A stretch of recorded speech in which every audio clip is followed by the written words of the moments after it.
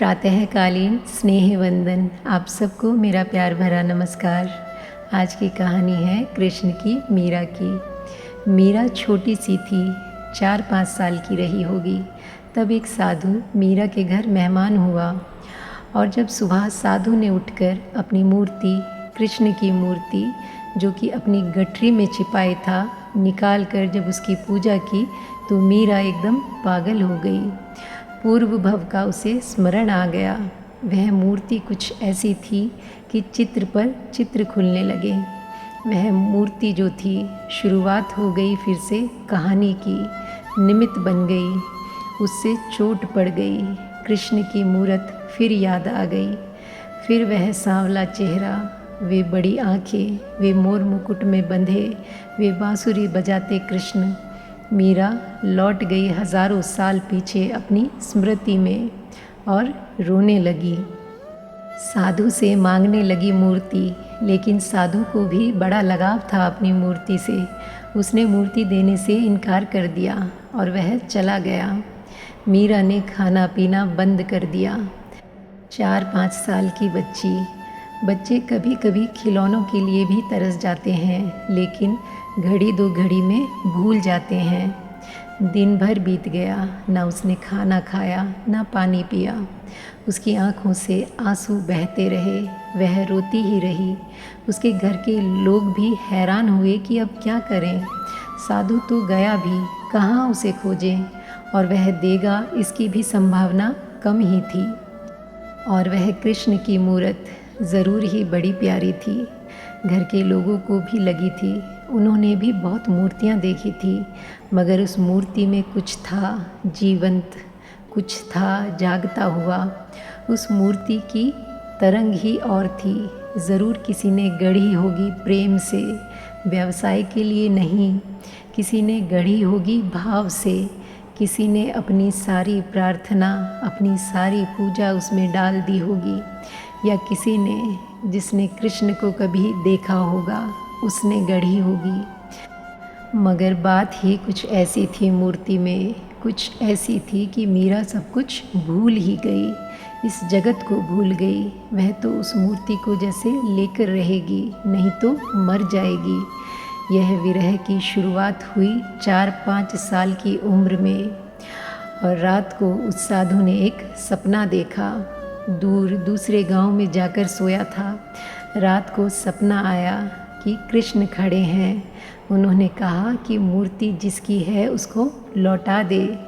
तूने रख ली बहुत दिन तक, यह अमानत थी, मगर यह तेरी नहीं है। अब तू वापस जा और मूर्ति उस लड़की को दे दे, जिसकी है उसको दे दे। तेरी अमानत पूरी हो गई, तेरा काम पूरा हो गया। यहाँ तक तुझे पहुँचाना था, वहाँ तक पहुँचा दिया। मूर्ति उसकी है जिसके हृदय में मूर्ति के लिए प्रेम है। साधु तो बहुत घबराया। कृष्ण तो कभी उसे दिखाई भी ना पड़े थे। वर्षों से प्रार्थना पूजा कर रहा था, वर्षों से इसी मूर्ति को लिए चलता था, फूल चढ़ाता था, घंटी बजाता था। कृष्ण कभी दिखाई ना पड़े थे। वह बहुत घबराया और आधी रात में भागा हुआ आया। आधी रात आकर जगाया और कहा कि मुझे क्षमा करो, मुझसे भूल हो गई। उस छोटी सी लड़की के पैर पड़े और उस मूर्ति को देकर वापस आ गया। यह जो 4-5 साल की उम्र में घटना घटी, इससे फिर से दृश्य खुले, फिर प्रेम उमगा, फिर यात्रा शुरू हुई। यह मीरा के इस जीवन में कृष्ण का साथ, पुनर्गठबंधन की शुरुआत है। मगर यह नाता पुराना था, नहीं तो बड़ा कठिन है। कृष्ण को देखा ना हो, कृष्ण को जाना ना हो, कृष्ण की सुगंध ना ली हो, कृष्ण का हाथ पकड़कर नाचे ना हो, तो लाख उपाय करो, तुम कृष्ण को कभी जीवंत अनुभव ना कर सकोगे। इसीलिए जीवंत सद्गुरु ही सहयोगी होता है। तुम भी कृष्ण की मूर्ति रख कर बैठ सकते हो, मगर तुम्हारे भीतर भाव का उद्वेग नहीं होगा। भाव के उद्वेग के लिए तुम्हारी अंतर कथा में कोई संबंध चाहिए कृष्ण से। तुम्हारी अंतर कथा में कोई समानांतर दशा चाहिए।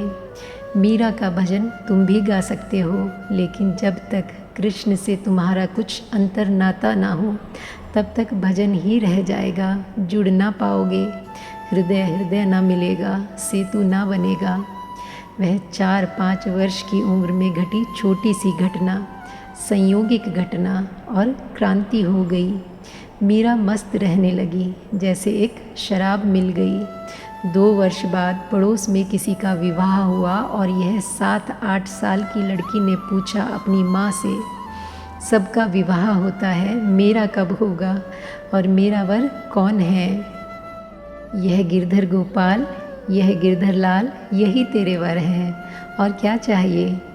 यह तो मजाक में ही कहा था। माँ को क्या पता था कि कभी कभी मजाक में कही गई बात भी क्रांति हो सकती है, और क्रांति हो गई। और कभी कभी कितनी ही गंभीरता से तुमसे कहा जाए, कुछ भी नहीं होता, क्योंकि तुम्हारे भीतर कुछ छूता ही नहीं है। हो तो छुए, बीज को पत्थर पर फेंक दोगे तो अंकुरित नहीं होता, ठीक भूमि मिल जाए तो अंकुरित हो जाता है। वह ठीक भूमि थी।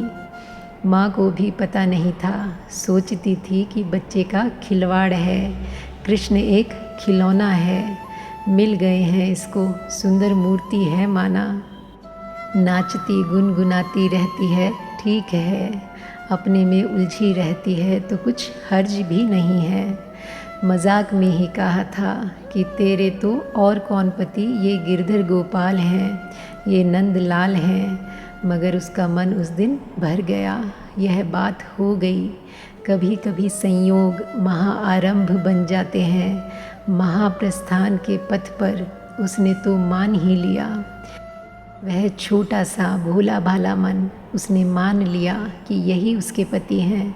फिर क्षण भर को भी वह कभी इस बात से डगमगाई नहीं, फिर क्षण भर को भी वह यह बात भूली नहीं।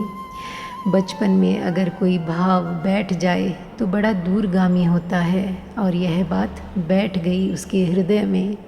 उस दिन से उसने अपना सारा प्रेम कृष्ण पर उड़ेल दिया। उतने ही कृष्ण जीवित होते चले गए। पहले अकेली बातें करती थी और फिर कृष्ण भी बातें करने लगे। पहले अकेली डोलती थी, फिर कृष्ण भी डोलने लगे।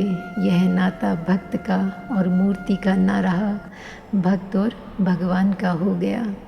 और आज के लिए बस इतना ही। फिर मिलते हैं एक नई कहानी के साथ। तब तक के लिए thank you God and thank you universe.